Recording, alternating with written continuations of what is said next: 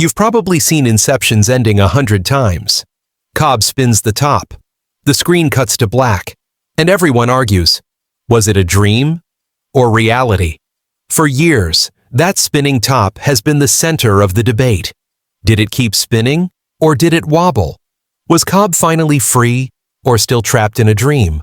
But what if the real answer to the movie's ending has been there all along, hidden in the details most people missed? In this video, we're breaking down 10 hidden clues buried in the final scenes of Inception. And once you see them, they'll completely change how you interpret the ending.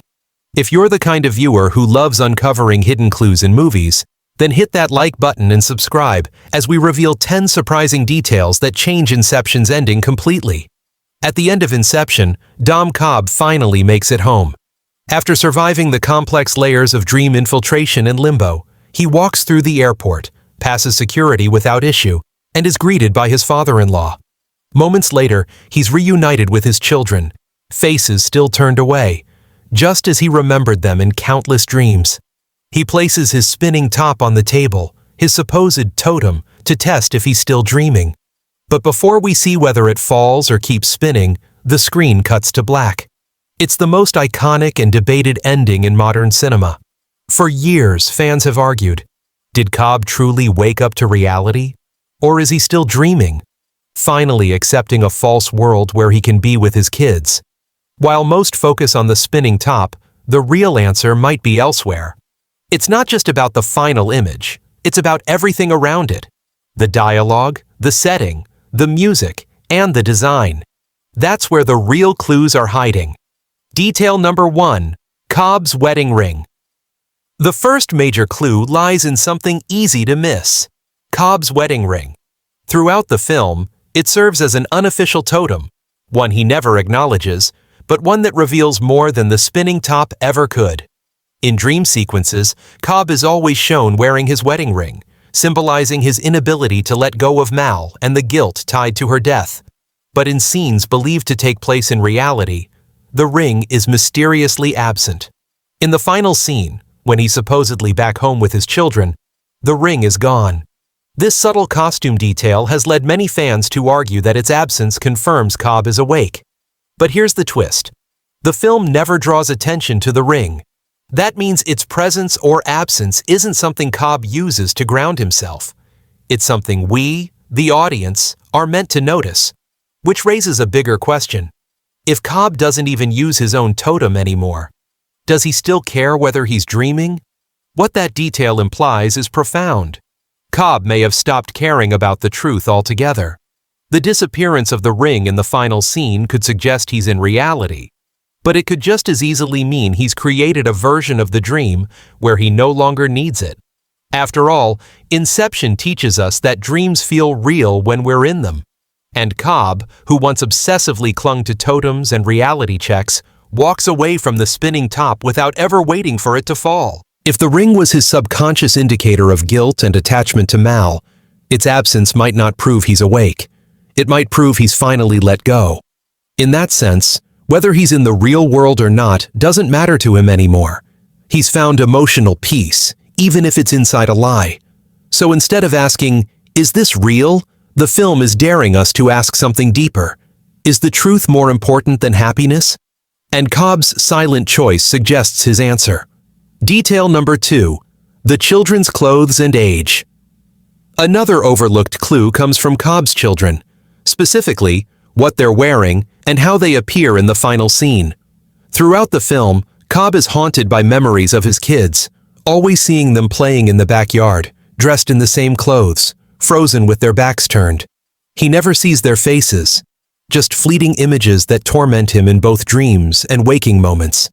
But when he finally returns home at the end, they appear exactly the same. Same clothes, same positions, same voices, and same apparent age. This has massive implications. In the real world, time has passed. Cobb has been away for what seems like months, or even years. His kids should be older, wearing different clothes, doing different things. But they're not. They are identical to the projections in his dreams. If this were truly reality, these would be changed, dynamic children, not static images burned into Cobb's memory. The repetition suggests that what we're seeing isn't real. It's Cobb's idealized memory, made manifest. In dreams, our minds often reuse the same imagery and replay moments exactly as we remember them. And just like that, what's supposed to be the emotional payoff of the film starts to feel more like Cobb's final descent into a perfect dream he no longer questions. Detail number 3. The spinning top isn't Cobb's totem. Perhaps the most misleading object in the entire film is the spinning top itself. It's the symbol everyone remembers, the thing audiences have obsessed over since the film's release. But here's the twist. The top was never Cobb's totem. It belonged to Mal. A totem, as explained in the film, is a personal object whose weight, feel, or behavior is known only to its owner. Something that helps them distinguish reality from a dream. Mal's top spins endlessly in dreams, but falls in the real world. Cobb adopted it after her death. But if he didn't create it himself and doesn't truly understand its properties in the same way she did, it shouldn't function as a reliable totem for him. This subtle misdirection is crucial. Cobb may spin the top, but he never waits for it to fall. Not at the end, not even when he's most desperate for answers. And if it's not his original totem, then the one thing we've been conditioned to trust is already compromised. The top doesn't tell us if Cobb is dreaming. It tells us how much he's abandoned the question altogether. And that reinforces a chilling possibility. By the end of Inception, Cobb no longer wants to know the truth. Detail number 4. The cut before the top falls. One of the most debated choices in Inception is movie director Christopher Nolan's decision to cut to black just before the spinning top reveals the truth. It wobbles, suggesting it might fall, but we never see it. This deliberate ambiguity is what launched a decade of theories, but its real significance lies in what the cut itself represents. By ending the film at that precise moment, Nolan shifts the focus from objective truth to subjective choice. The top's final fate doesn't matter. What matters is that Cobb doesn't wait to see it.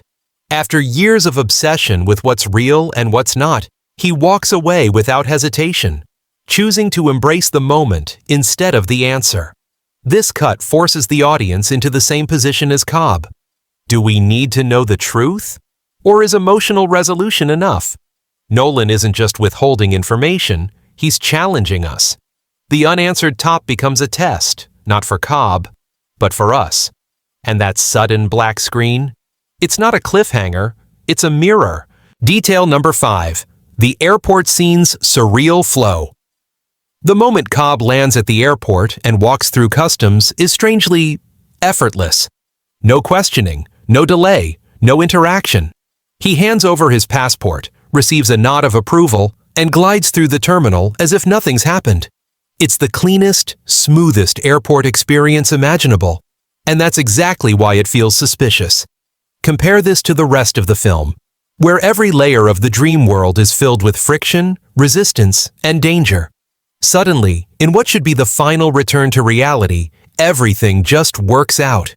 The team members silently acknowledge him from afar. His father-in-law is already waiting outside. No one questions how Cobb, an internationally wanted fugitive involved in corporate espionage and the death of his wife, is simply walking free. This surreal, too-perfect sequence plays like a dream reward, the subconscious giving Cobb exactly what he wants without resistance. It aligns with the rules Ariadne explained earlier. Dreams feel real until something breaks the illusion. But in this case, nothing breaks. Everything aligns too neatly. And that eerie smoothness may be the biggest red flag of all. Detail number 6. Dialogue callbacks. That loop, one of the most telling and haunting clues that Cobb may still be dreaming, lies in the film's use of repeated dialogue. The most notable example is the phrase, "You're waiting for a train." This line appears multiple times throughout Inception, always tied to Cobb's relationship with Mal and their shared time in limbo. It's a poetic refrain that echoes like a mantra, and like a dream. The key is that this line doesn't evolve or resolve. Instead, it loops. Cobb hears it from Mal, then says it himself, and it comes back again and again with no variation. That kind of repetition is classic dream behavior. conversations and ideas recycling without closure, as if the mind is stuck trying to work something out emotionally rather than logically. By the end of the film, we're still hearing callbacks to that same line, and Cobb never seems to escape its grip. It's a signal that he's not progressing through reality.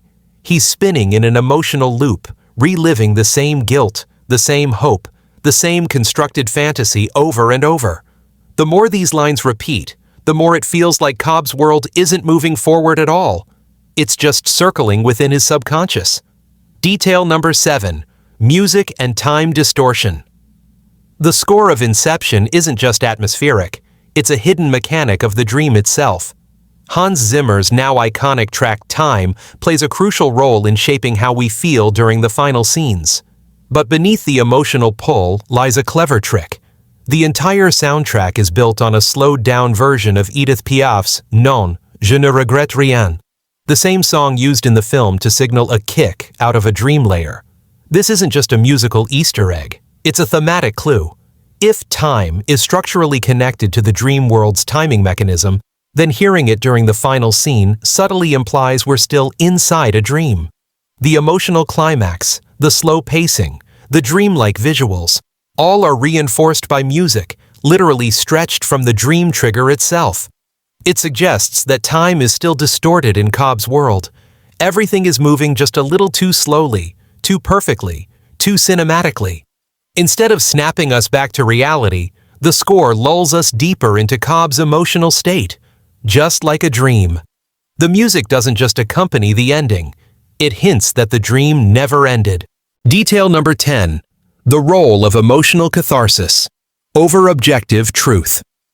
One of the most overlooked yet powerful clues that Cobb is still dreaming is how the film shifts from logic to emotion by the end.